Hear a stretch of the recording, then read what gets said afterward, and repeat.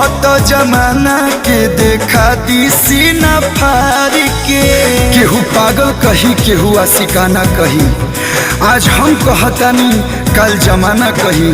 अरे तू भले केहू और के हो जा, लेकिन हमके लोग तहरे दीवाना कही। दिल में निशानी रखले बानी तोहरा प्यार के, कहत जमाना के देखा दी सीना फाड़ के। आज तोहर फोटो बा हो, आज तोहर फोटो बा करे जहवा में टांगल। आज तोहर फोटो बा करे जहवा में टांगल। यही से दीवाना तोहर भइल बाटे पा।